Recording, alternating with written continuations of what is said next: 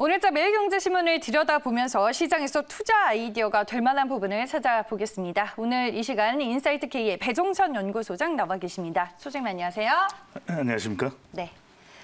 매일경제신문 19면 기업 증권면의 기사부터 짚어보도록 하겠습니다. 먼저 철강 업계 얘기를 좀 들어볼까 하는데요. 코로나19 확산 여파로 철강 업계들의 시련은 여전히 길어지고 있습니다. 아무래도 이제 주요 공급처인 자동차, 조선 등의 수요 회복이 더디다 보니 그에 따른 영향도 받을 것 같은데 국내 제철소들의 정상 가동 얼마나 어려운 상황인가요?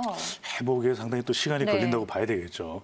앞서 이창진 앵커도 말씀 주셨는데 이 차, 또 조선, 또 건설 이렇게 공급을 했을 때 받아내야 되는 전방산업 쪽이 워낙 어렵고 회복세가 더디다 보니까 이 공급을 하는 제철 쪽도 철강 쪽도 어려울 수밖에 없는 것이죠. 대표적인 것이 이제 현대제철인데 현대제철은 박판 열연 공장 전기로입니다. 전기로인데 이것을 15년 만에 이제 멈췄어요. 그만큼 수주량이 없다 보니까 또 여러 가지 수익 관계를 생각해 볼 때 멈출 수밖에 없는 것이고 또 전기로니까 조금 이제 수익성도 낮은 편이고 고로에 비하면 그리고 또 전기로이기 때문에 특성상 좀 멈췄다가 다시 가동할 수도 있기 때문에 그런 조치를 취한 것이고요. 또 대표적인 또 기업이 포스코 아니겠습니까? 네. 포스코도 새롭게 이제 정비해서 이 가동을 하려고 했던 3고로 훨씬 이제 크기가 커진 만큼 이제 또 수주량이 많아야 되겠죠.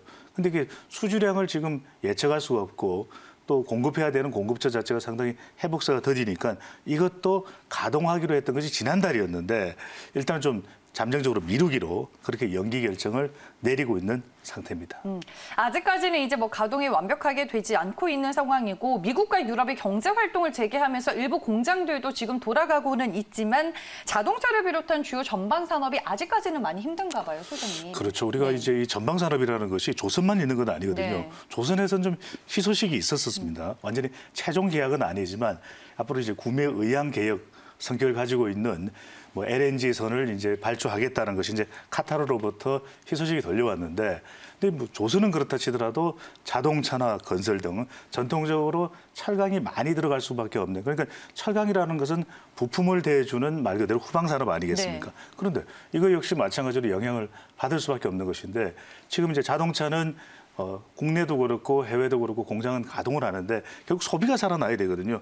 유럽도 그렇고 미국도 지금 미국은 더군다나 시위 상황이고 수요가 살아나지 않고 있기 때문에 이 철강 쪽도 상당히 영향을 받을 수밖에 없는 것이고 그러다 보니까 이 자동차 소개를 해드릴 때 국내는 조금 소비가 살아났어요. 그럼에도 불구하고 개별 소비세 인하라고 하는 또 정부의 지원책도 있었는데 미국과 유럽 우리가 수출해야 되는 이쪽이 살아나지 않다 보니까 여전히 후방 산업인 철강도 어려울 수밖에 없는 상황입니다. 네, 알겠습니다. 오늘 이제 첫 번째 기사는 현대제철의 전기로 열연 공장이 15년 만에 멈췄다라는 기사와 함께 이제 철강업계가 놓여 있는 상황에 대해서 저희가 정리를 해봤고요. 철강주들의 흐름도 바로 확인을 해보도록 하겠습니다.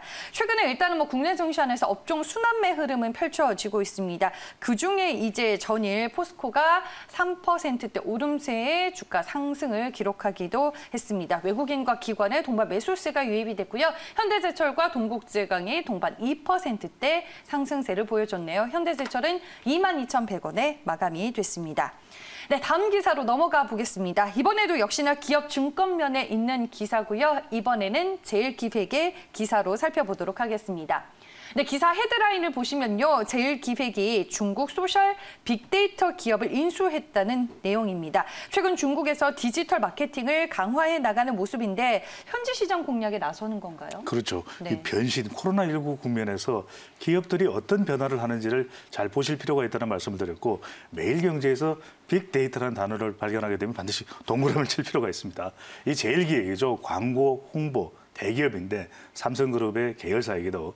근데 중국 최근에 들어서 이제 중국은 조금씩 경제가 또 살아나고 있으니까 앞으로 코로나 이후의 국면, 포스트 코로나는 중국 시장도 상당히 기회가 있을 수 있습니다. 제일기획은 이제 이때다 싶어서 이제 준비를 하는 것인데 중국 내에 왕성하게 활동하고 있는 이 빅데이터 전문 분석 기업인 컬러데이터를 인수한다라고 이제 발표를 했는데 컬러데이터가 어떤 기업이냐면은 SNS, 뉴스, 전자상거래 등 5,000개의 사이트를 분석하고 또 댓글까지 포함해서 분석을 하는 그런 또 역할을 해왔는데 심지어 이것뿐만 아니죠. AI를 통해서 인공지능, 자연어 분석까지 가능하고 또 실시간 시각화, 리포터가 가능하니까 고객에 대한 서비스도 훨씬 정대되고 업그레이드 될 수 있는 것이거든요. 이 컬러 데이터를 통해서 이제 앞으로 중국 내의 마케팅을 강화하겠다는 것인데 실제 또 이 제일기획이 이 컬러 데이터를 인수하기 전에 협업을 여러 차례 했었어요. 그런데 네. 가지고 있는 기술력도 상당하고 중국 내에 영업력도 있다 보니까 앞으로 새로운 광고주를 중국 내에서도 창출할 가능성이 있는 것으로 보입니다. 네, 알겠습니다. 저희가 제일 기획 기사를 만나봤는데요. 주가 흐름도 한번 체크를 해볼게요. 최근 2달 동안 움직임이 없었습니다. 하지만 전일 이제 신문기사 내용으로 알려진 중국 기업 인수 모멘텀으로 주가 흐름이 상당히 좋았습니다. 7% 넘는 강세를 띄었고요. 18,300원의 종가가 형성이 됐습니다. 두 번째 기사로는 제일 기획이 중국 소셜 빅데이터 기업을 인수했다라는 내용을 만나봤고요. 마지막 기사는 오늘자 매일경제신문 21면으로 가보겠습니다. 이번에는 면세점 업계 상황을 좀 알아보겠습니다. 코로나19로 매출이 급감한 면세점이 오늘부터 재고 면세점 판매로 생존을 위한 발판을 마련하게 됐습니다.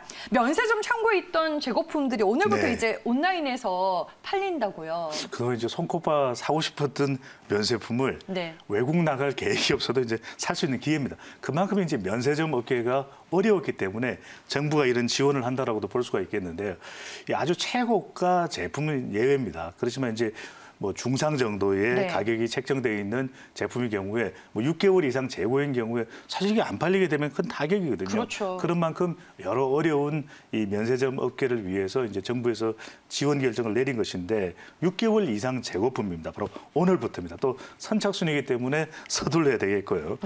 또 세금이 붙습니다. 면세품이 아니고 세금이 붙지만 그럼에도 불구하고 시중 가격보다는 싼데 또 여권은 필요하지 않습니다. 이게 여행과는 무관하기 때문에 뭐 신세계 인터내셔널 그리고 롯데, 신라에서 뭐 온라인상으로 판매하는 경우도 있고 오프라인 경우도 있는데 잘 확인하셔서 정말 이 사고 싶었던 것이 있었다면은 계획하셨던 구매 희망 물품이 있었다면 바로 기회가 될 수 있을 테고요. 또 최장 10월 말까지 계속 된다고 하니까 뭐 선착순이기 때문에 사고 싶었던 물건은 빨리 서둘러야 될 것 같고요.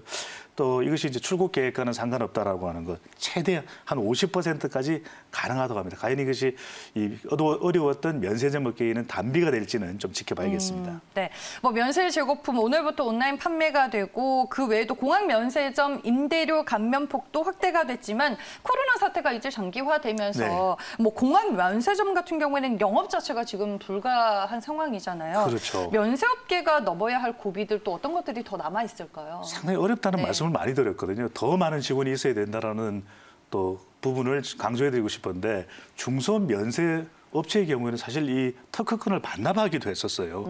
그럴 정도로 어렵기 때문에 지금 뭐 신라, 롯데, 신세계 인터내셔널도 다 어려운데 투자의 관점에서는 좀 참고를 하실 필요가 있을 거고 전방 산업이 다 어렵잖아요. 항공, 또 관광, 유통까지 다 어려운 상황이기 때문에 면세점도 동반 영향을 받아서 회복에는 좀 장기와 시간이 필요해 보이는데 정부 지원은 그렇습니다. 임대료 지원을 확대를 하고 있고 또 고용 지원도 확대를 하겠다라고 이야기를 했고 중요한 건 또 올해 타격을 받을 경우에 내년 임대료는 어떻게 될 것인가 이 부분도 중요하고 일단 또 항공 수요가 늘어야 되기 때문에 이것과 관련해서도 동반 협력을 하겠다. 한편으로는 이제 뭐 같이 잘 살아야 되는 것이니까 이 공동 생태계를 위해서 어떻게 이 공항공사 또 정부 같이 협력을 할 수 있을까 이 부분이 집중 논의가 되고 있는데 저는 임대료만이 아니고 더 많은 정부의 특단의 대책 지원이 반드시 있어야 될 걸로 보입니다. 네, 알겠습니다. 면세점 관련주들 흐름도 살펴보겠습니다. 오늘부터 이제 면세 재고품의 온라인 판매가 진행이 되면서 면세점 관련주들의 주가도 조금 회복이 될 수 있을까 시장이 주목을 하고 있고요. 전일 뭐 신세계가 2% 넘게 올랐고 신세계 인터내셔널 그리고 호텔신라가 1%대 상승하는 흐름을 보여줬습니다. 네, 이렇게 해서 오늘자 매일경제 신문에 실려있는 3개의 기사들 모두 만나보셨고요. 여러분들 투자 아이디어 짤 때 상당한 도움이 되시길 바라겠습니다. 지금까지 인사이트 K의 배종찬 연구소장과 함께했습니다. 고맙습니다. 감사합니다.